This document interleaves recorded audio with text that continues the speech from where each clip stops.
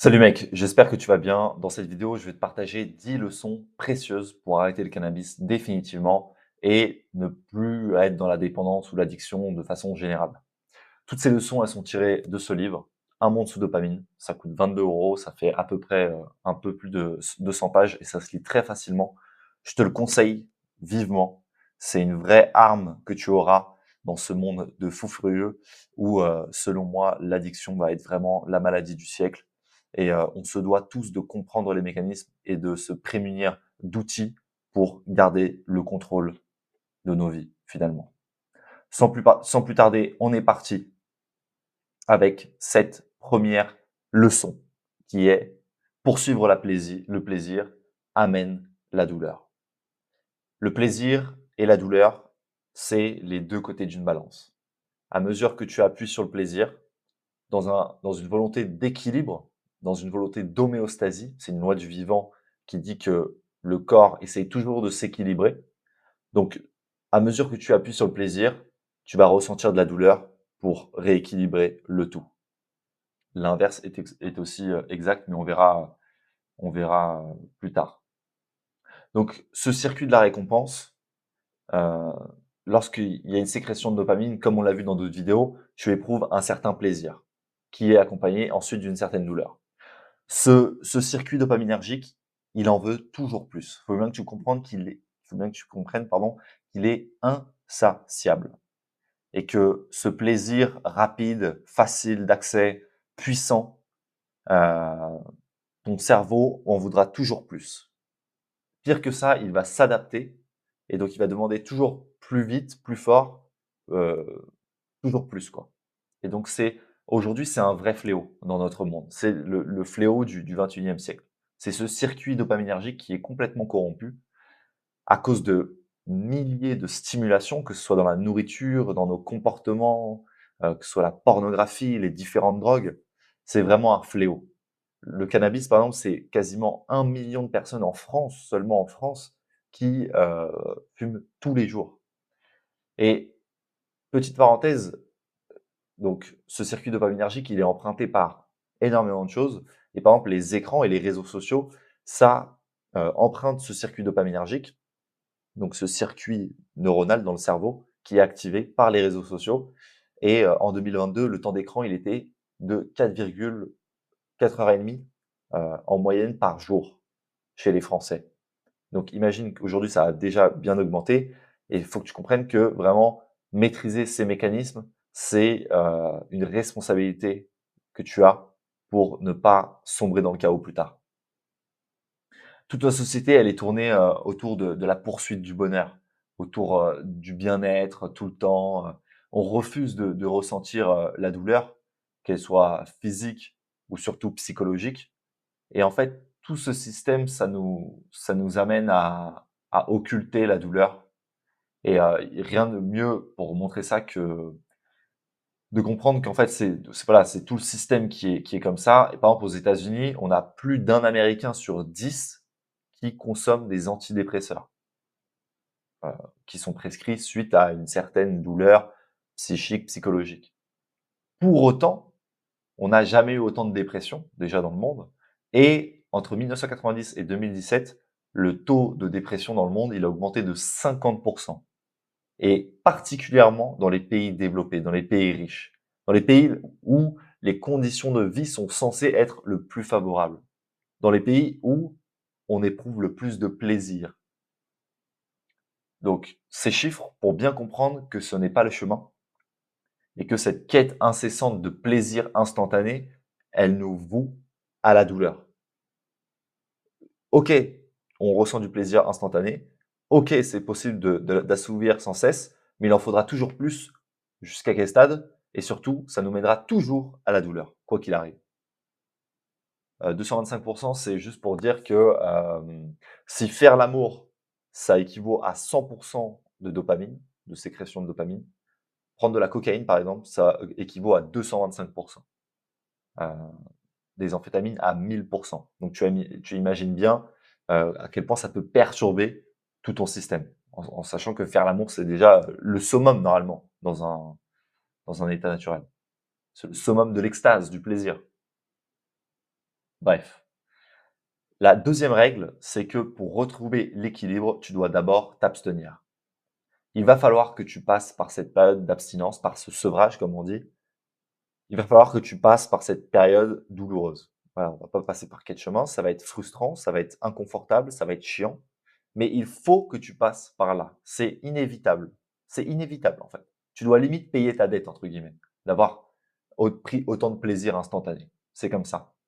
Il faut que tu comprennes que il y a eu une neuroadaptation. Ton cerveau, il s'est adapté. Tous ces circuits neurologiques se sont adaptés et ton circuit dopaminergique, notamment, il est complètement déréglé. Et donc, il va te falloir 4 semaines. 4 semaines, c'est une moyenne, mais en gros, c'est 4 semaines, c'est pour la plupart des gens. Dans une addiction au cannabis, c'est largement suffisant. Il va te falloir 4 semaines pour réguler ton cerveau. Ces 4 semaines, elles vont te permettre de comprendre à quel point tu es accro, quand tu vas te rendre compte du manque, quand tu vas te rendre compte de tout à quel point, par exemple, ta vie est vide sans cannabis, à quel point tu n'arrives pas à éprouver de plaisir simplement, entre guillemets. Et ça va te permettre de te rendre compte au fur et à mesure aussi à quel point une vie sans cannabis est bien plus épanouissante et bien plus, enfin, tu verras, ça n'a aucun rapport, en fait. Il faut que tu comprennes aussi que ton addiction a une mémoire. Et c'est pour ça que parfois tu t'abstiens pendant 2 semaines, parfois un mois et tu refumes une fois et boum, tu repars comme en 40, tu repars dans un cercle vicieux et tu reprends en fait ton addiction là où tu l'avais laissée.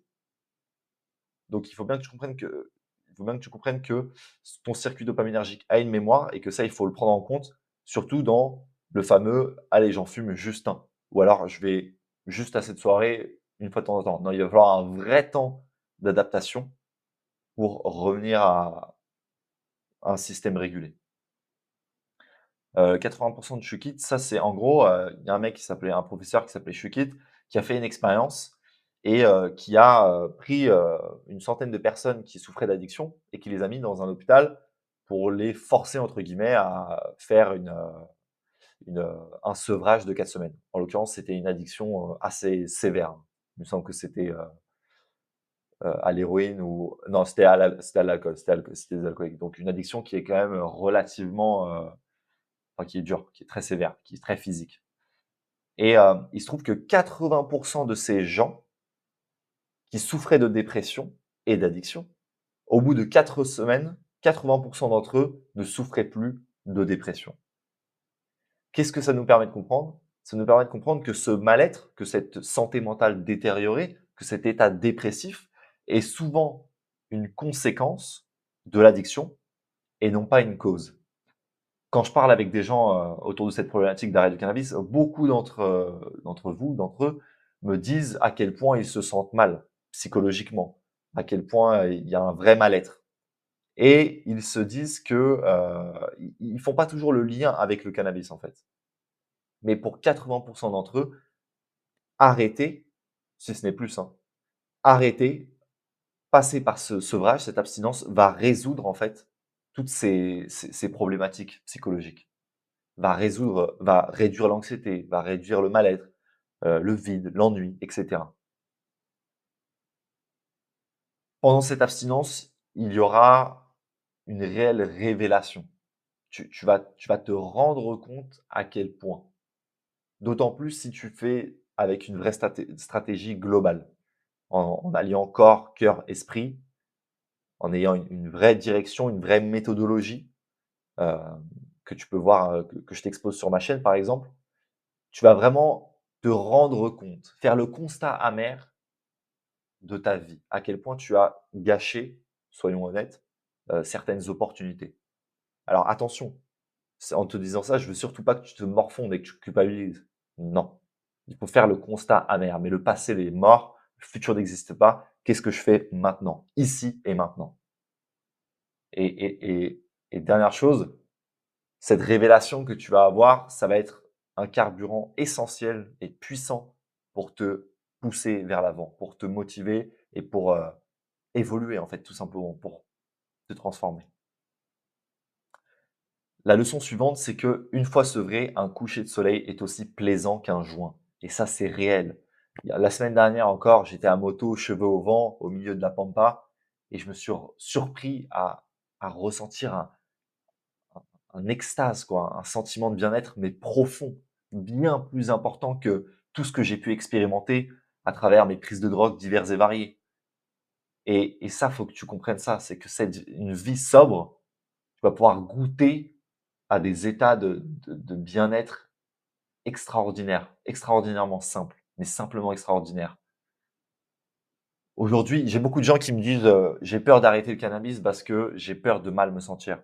J'ai peur de, ne plus éprouver de plaisir, d'être mal». Mais ça, c'est un piège, c'est le piège de ton cerveau. Lorsque tu vas arrêter, tu vas réellement te sentir bien. Et ce sera pas, «Je me sens bien parce que j'ai fumé, hop, je souffre. Je me sens bien parce que j'ai fumé, je souffre». Non, ce sera alors bien sûr, c'est pas parce que tu arrêtes de fumer que tout va se rentrer dans l'ordre et tout va se résoudre, de par lui-même. Non. Mais ça va te permettre, ça va te mettre dans les conditions pour expérimenter heu, une vie épanouie, en fait. Et à partir de cet état, tu vas pouvoir construire, tu vas pouvoir avancer, évoluer et faire face, en fait. Faire face aux difficultés, faire face aux épreuves, aux échecs. Voilà, donc comme je te disais, des plaisirs simples, vraiment, des plaisirs simples où tu vas cultiver vraiment la pleine conscience. Ce qui est intéressant de voir, c'est que d'un point de vue, les neurosciences nous montrent que la voie contraire, la voie antagoniste à la voie dopaminergique, qui nous pousse vers toujours plus loin, toujours plus, haut, c'est la voie qu'on appelle du ici et maintenant. C'est littéralement un circuit neurologique qui nous amène à ressentir le ici et maintenant et à éprouver de la gratitude pour l'instant présent, pour le moment présent. Et donc ça va être une boucle vertueuse de cultiver ces moments en pleine conscience, de se dire: «Ah OK, je suis ici et maintenant, j'apprécie mon moment», et ça va cultiver en fait ce ce détachement de l'addiction, de la dépendance, tout simplement. La leçon suivante, c'est que, il faut que tu structures ton environnement à l'image de qui tu veux être. Ça, c'est déterminant, c'est une grande partie de la méthodologie, de la méthode est là-dedans. On va prendre un exemple. Imagine, tu pars aux Bahamas demain, entouré des gens que tu aimes, sans aucun pétard, autour de toi, avec accès à tout ce qui te fait du bien, avec des ressources illimitées, sans, stress, par rapport à l'argent, à ta situation et cetera. On est d'accord que tu vas arrêter de fumer du jour au lendemain? Cet exemple, il est farfelu, mais il est là pour te faire comprendre à quel point l'environnement détermine grandement ta capacité et ta réponse, en fait, à cet environnement, ton comportement dans cet environnement. Il va falloir que notre environnement, il est extrêmement dangereux. Il faut bien que tu comprennes ça. En 50 ans, si ce n'est en 20 ans, notre environnement est devenu un un océan de stimulation dopaminergique qui qui va tous nous rendre esclaves, en fait, si on n'en prend pas conscience. Smartphones, réseaux sociaux, pornographie, nourriture, comportement et cetera, drogue. Il y a des stimulations de partout. Notre circuit dopaminergique, il est constamment sollicité. C'est ton devoir de comprendre ces mécanismes et de reprendre le contrôle. Sinon, tu vas te faire bouffer toute ta vie, tu vas être esclave de ton désir. Ce circuit, il répond à des signaux. À chaque fois qu'il va voir quelque chose, qu'il va entendre ou sentir quelque chose, ça va lié au fruit de ton désir, ça va activer ce système. Et donc, ton environnement, concrètement, va falloir que tu travailles en premier lieu sur les personnes, les objets et les lieux qui déterminent ton environnement. Et à l'issue de ça, il va falloir prendre des décisions. Elle est là la vérité. C'est qu'il va falloir faire des choix. Ça me tient à cœur de préciser et de mettre de l'importance sur se séparer de certaines personnes. Moi, dans mon cas, ça a été nécessaire. Je pense que dans ton cas aussi. Tu peux pas, c'est pas une question de je les aime pas ou ils sont méchants ou je ne sais quoi. C'est juste que si ton pote continue à s'enfumer le crâne à côté de toi, ce sera peine perdue. Ou alors tu as une force mentale de fou furieux et encore, en fait, justement, elle est là. Il faut que tu comprennes que la force mentale ne suffit pas. Le temps de réadapter ton système, ton cerveau, il faut que tu t'isoles. Il faut pas que tu t'isoles, mais il faut que tu te sépares de ces signaux de ton environnement qui te font craquer. Heu, Si les gens t'aiment vraiment, ils comprendront tout à fait que tu as besoin de t'isoler 1 ou 2 mois. On est la moyenne des 5 personnes que l'on fréquente le plus. Il faut bien que tu comprennes ça. C'est malheureux à dire, mais tu vas te rendre compte à quel point certaines personnes, tu les fréquentes toujours uniquement parce qu'elles consomment. Et tout ce que vous avez en commun désormais, c'est votre dépendance, votre addiction. Il va falloir que tu aies le courage de te séparer de certaines personnes. Je sais que c'est extrêmement dur, je suis passé par là. Parfois, j'ai même pas eu le courage de le dire et juste j'ai disparu. Mais il en va de ta sécurité, il en va de ton avenir. Et le but, c'est pas de s'isoler justement, de se retrouver seul. Non, c'est de faire de nouvelles rencontres, d'aller dans des groupes sociaux, des lieux où de nouvelles valeurs sont cultivées. Voilà, aller dans ce club de sport, commencer ce sport de combat, aller dans ce club de théâtre, je ne sais quoi. Mais changer ton environnement. Tu n'es que le fruit de ton environnement. La leçon suivante, c'est les substituts et médicaments peuvent t'aider, mais à quel prix?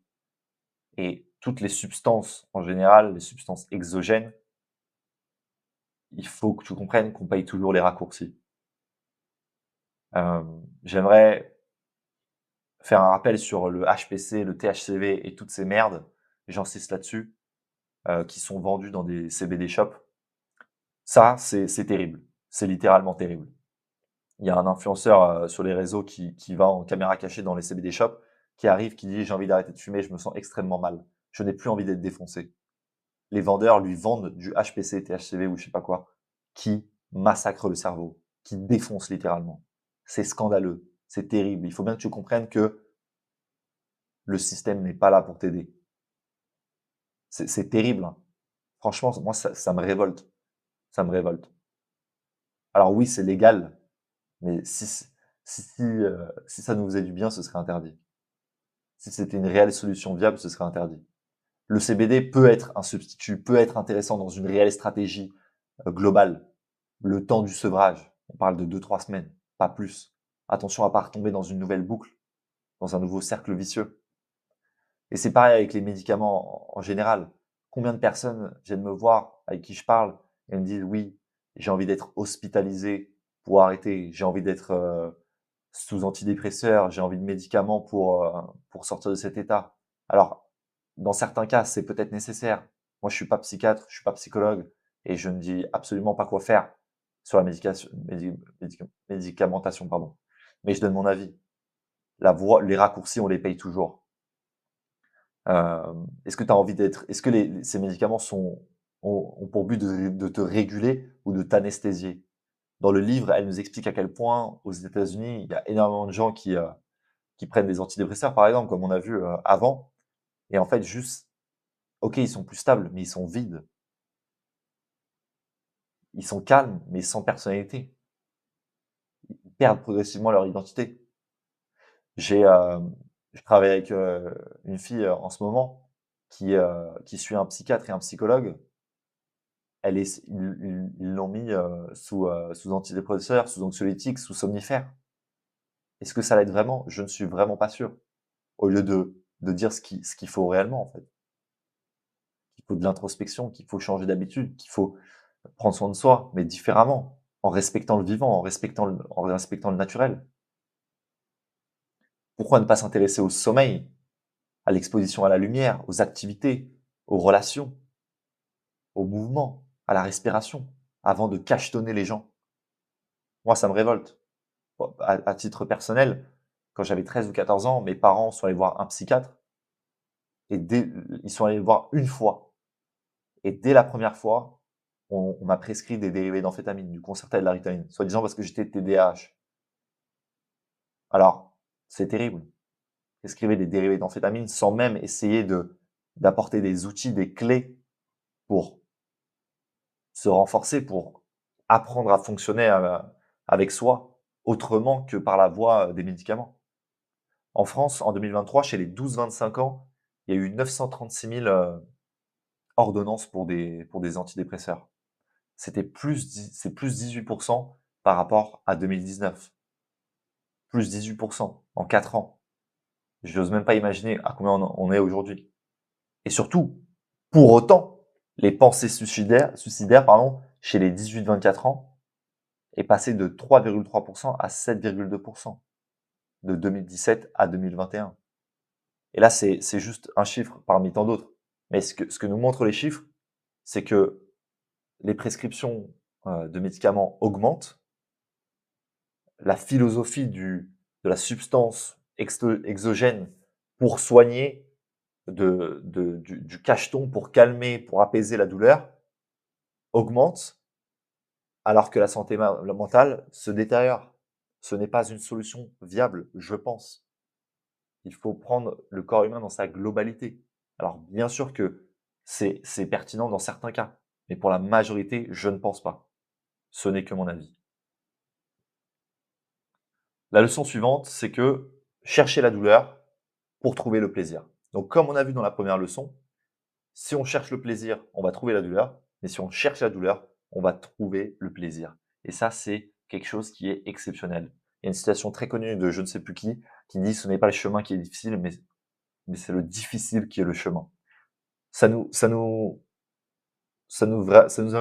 invite, pardon, vraiment à nous dire que le chemin de l'inconfort, du difficile, peut être quelque chose qui nous fait du bien.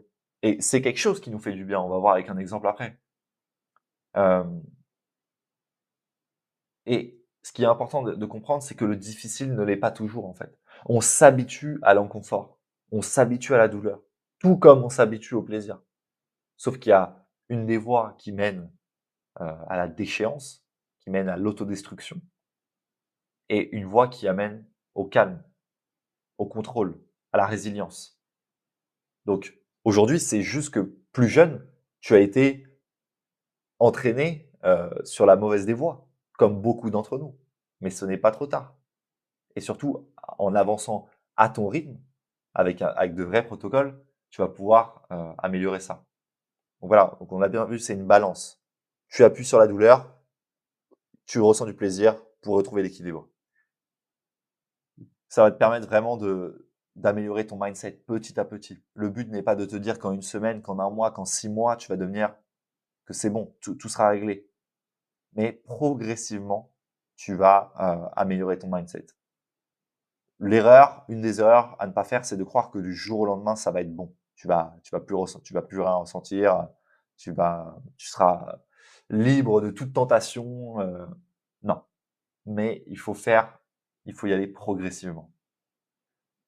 L'exemple du bain froid, j'aime particulièrement cet exemple parce il est très parlant pour tout le monde, je pense. Parce qu'on a tous essayé d'aller dans un bain froid, dans une eau glacée ou très froide. C'est inconfortable. On ressent de la douleur sur le moment. Après, on ressent une sensation de focus, d'énergie, de plaisir, littéralement. Une des voies, je pense, pour évoluer en tant qu'être humain, tout simplement, c'est d'affronter nos peurs. On est tous pareils. On a tous des peurs qui prennent mille et une formes. Affronter nos peurs, c'est vraiment, je pense, se délester de certains poids et littéralement évoluer. Affronter la peur du froid, la peur de n'importe quelle peur, en fait. Ça va nous rendre résilients. Ça va permettre l'adaptation et le renforcement surtout. Parce que voilà, le corps s'adapte sans cesse et se renforce sans cesse. S'il y a un stress aigu, donc intense et, ponctuel, ça permet le renforcement. Si tu fais un sprint par semaine comme un fou furieux, au bout de 1, 2, 3 mois, tu vas devenir une machine à sprint. Tu vas voir ton corps littéralement se transformer.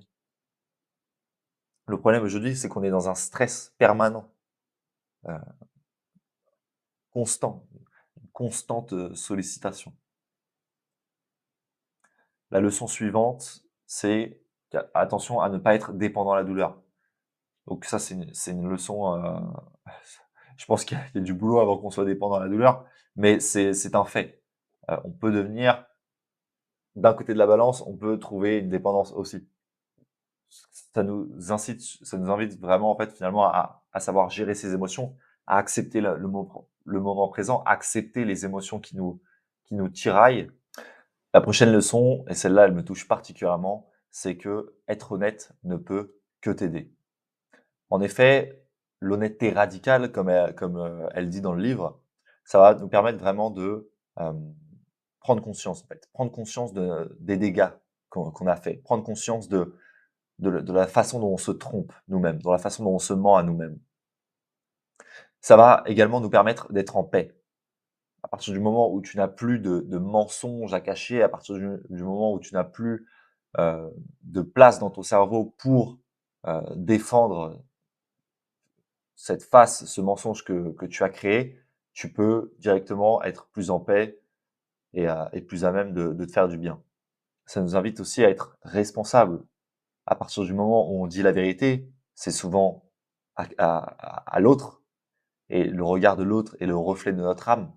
Et en lui disant la vérité, eh ben, on est jugé instantanément. Et ça nous permet d'être plus responsable. Il y a une phrase que j'adore qui dit je dis ce que je pense pour penser ce que je dis. En effet, dire la vérité, dire ce que l'on pense sincèrement, ça permet, par exemple, la métacognition. La métacognition, c'est la capacité à analyser sa propre pensée. D'un point de vue très scientifique, les neurosciences nous montrent que dire ce que l'on pense, dire la vérité, cela active le cortex préfrontal, responsable de la planification des tâches, de l'analyse logique, entre autres, parmi plein d'autres choses.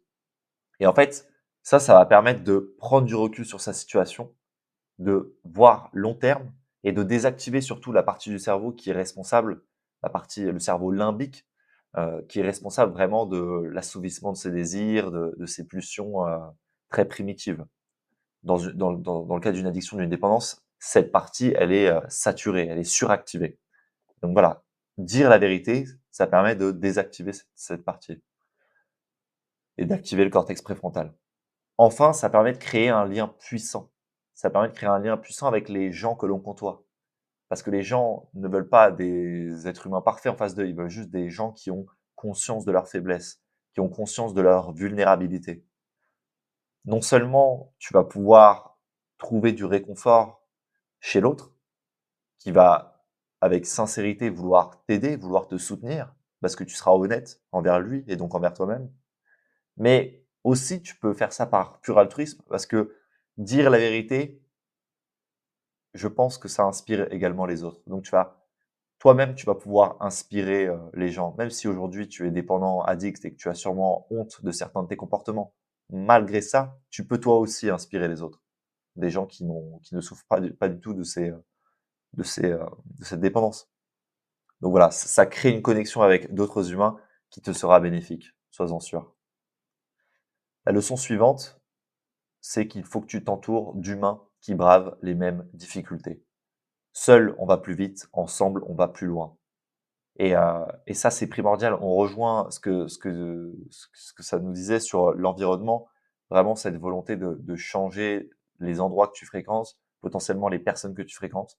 Parce que côtoyer des gens qui bravent les mêmes difficultés que toi, ça va te permettre de t'identifier, de t'identifier à ces personnes qui font la démarche, qui font les efforts pour se sortir de cette situation.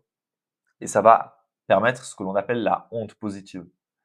C'est la honte positive, en gros, c'est face à des gens qui ne te jugent pas, qui sont dans une position bienveillante et que tu n'as pas envie de décevoir parce que tu sais que ton attitude pourrait avoir un impact sur l'intégrité du groupe, et ben, tu vas ressentir de la honte positive et ça va te pousser, ça va te forcer à donner un peu plus d'efforts. Parce que ce ne sera plus uniquement pour toi, mais pour le bien commun. Et ça, je trouve que c'est puissant. C'est ce que les alcooliques anonymes, en fait, ils utilisent beaucoup ce principe. Et il se trouve que donc c'est une thérapie de groupe, hein, et il se trouve que c'est très puissant. Les alcooliques anonymes, c'est quand même très puissant et ça sort des gens qui sont alcooliques, donc c'est une addiction particulièrement sévère, ça les sort de cette situation pour beaucoup d'entre eux. Une fois de plus, ça permet d'être inspiré par les autres inspiré par des gens qui font des efforts et inspirant à ton tour. Heu, Moi, par exemple, j'ai rejoint le centre de l'Hormèse, il y a bientôt 6 mois maintenant et l'aspect communautaire, beh, je suis inspiré par, différents personnages de ce groupe et je pense inspirer moi-même certains et c'est un cercle vertueux. Franchement, j'ai mis du temps à le comprendre ça, parce que moi j'ai fréquenté très jeune des personnes, pas des personnes mauvaises ou je ne sais quoi, mais juste des personnes on se faisait du mal en fait, ensemble, tous ensemble, on se tirait vers le bas et depuis quelque temps maintenant et ça se fait naturellement, mais j'ai encore plus envie de développer ça, je découvre de nouvelles personnes avec de nouveaux centres d'intérêt et heu et elles m'inspirent en fait, tout simplement. Enfin, la dernière leçon, qui est selon moi une des plus importantes, c'est qu'il faut cultiver le sens que l'on donne à sa vie ou que la vie nous a donné. Ça dépend de ton niveau de foi, de spiritualité, on va dire. Ça, effectivement, c'est déterminant. On vit dans une société où vraiment il y a une perte de sens profonde depuis, pas mal d'années maintenant. Il y a qu'à voir les films, par exemple, de plus en plus dystopiques, de plus en plus, catastrophiques, où l'on voit rarement un avenir radieux, plein d'espoir. L'espoir se meurt un peu, tu vois? Vraiment, quand je parle avec des gens, beaucoup sont exacerbés par la situation dans le monde. Heu, pour peu que tu regardes les infos, bon, bah, ton espoir, il est sûrement à 0,5 ou 1 et donc on est vraiment, beaucoup d'entre nous sommes perdus. Sommes, ouais, sommes perdus. On a perdu espoir, mais l'espoir est là. Non, plus sérieusement, en fait, il l'espoir que tu as est grandement déterminé par ce que tu regardes. Si tu focalises ton attention sur la lumière, tu verras un avenir radieux. Si tu te contentes de regarder les ténèbres, tu resteras dans les ténèbres. Le but, une fois de plus, c'est de trouver un équilibre, de ne pas être dans le déni des atrocités ou des mauvaises choses qui peuvent se passer dans le monde, mais ne pas rester focalisé là-dessus. À l'inverse, il ne faut pas être dans un optimisme exacerbé et encore, qui sait? Voilà, plus un déni, et de ne pas avoir conscience des enjeux, qu'ils soient sociétaux ou, peu importe. Mais voilà, essayer de trouver un juste équilibre entre: «OK, que puis-je faire en fait? Quelle est ma part? Sur quoi ai-je de l'emprise? Qu'est-ce que je peux faire ici et maintenant à mon échelle qui va aller vers ce que je désire?» Il y a un livre qui est exceptionnel qui s'appelle «Découvrir un sens à sa vie et non pas donner» de Viktor Frankl, qui est un mec qui a survécu au camp de concentration, alors qu'il est rentré, je crois, en 1940 ou en 1941. Enfin bref, il a survécu des années, dans un camp de concentration. Il s'avère qu'il était psychologue avant d'y rentrer et c'est le père de la logothérapie. La thérapie axée vraiment sur l'humain et sur le sens que l'on donne à sa vie. Et il nous explique bien dans ce livre, je t'invite à le lire et à l'acheter, ça se lit très facilement, c'est assez court. Il nous explique à quel point ceux qui avaient donné un sens, choisi un sens à leur vie, avaient bien plus de chances de survivre, pardon, aux atrocités qu'étaient les camps de concentration. Il nous explique que, le sens peut être une cause, heu, un projet personnel, même une personne parfois et qu'on va offrir en fait sa vie, à cette cause. Bon, je le résume assez mal, mais donc c'est pour ça que je t'invite à le lire, mais vraiment ça parle de foi et de responsabilité aussi beaucoup, tu vois? Tu es responsable de ta vie, tu vois? Vis comme si c'était déjà la deuxième fois que tu vivais et que tu avais surtout pas envie de refaire les mêmes erreurs. C'est ce qu'il dit dans le livre. Heu, Tu es responsable du sens que tu veux donner à ta vie. N'attends pas forcément de trouver le sens. Donne, choisis-en un. Le le fait de mettre du sens, d'avoir une vision et de mettre de la réflexion, et de l'énergie dans cette vision, ça va te permettre de cultiver la vision long terme. Les expériences nous montrent à quel point les personnes qui sont addictes, heu, ont une capacité à voir l'avenir très rapprochée, en fait. Alors que les gens qui ont jamais souffert d'addiction, lorsqu'on leur parle de l'avenir, ils visualisent un avenir à plusieurs années devant. Heu, il faut remuscler un peu cette capacité à voir long terme, à construire sur le long terme, à ne pas rester, enfermé dans le lendemain, quoi.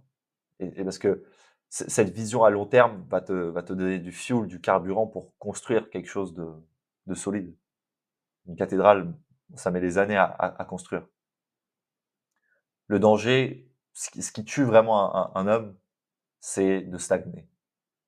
C'est vraiment, cette sensation de ne pas évoluer, cette sensation d'ennui, de stagnation vraiment et donc voilà. C'est une invitation à être obsédé presque par, une quête personnelle. Je suis convaincu qu'on en a tous une, en lien avec, son parcours, son identité et que, sans se brûler les ailes dans sa poursuite et donc ça fera sûrement l'objet d'une autre vidéo, mais il peut être, très enrichissant de poursuivre une quête comme, tous les récits, tous les films, que l'on admire, le font. Le fameux, récit biblique. Voilà, c'est à peu près tout pour cette vidéo. Si tu es jusqu'ici, si tu as suivi cette vidéo jusqu'ici, c'est vraiment que tu as envie d'arrêter de fumer ou alors que j'étais passionné et passionnant. Ça, j'en doute un peu moins. C'est, le début de ma carrière sur YouTube, donc c'est sûrement pas optimal. Mais si tu es ici, je tiens à t'offrir un entretien individuel pour faire le point sur ta situation, pour voir comment je peux t'aider de façon totalement gratuite, sans engagement. Heu, pour toi aussi peut-être parler, heu, dire ce que tu penses pour penser ce que tu dis et voilà, tout simplement, je t'invite à prendre une décision. Vraiment, prends des décisions, fais des choix, peu importe le résultat, provoque le changement. N'arrête pas de fumer pour changer de vie, change de vie pour arrêter de fumer. Voilà, si tu veux, tu m'envoies Renaissance et on organise ça. Prends soin de toi. Ciao, ciao.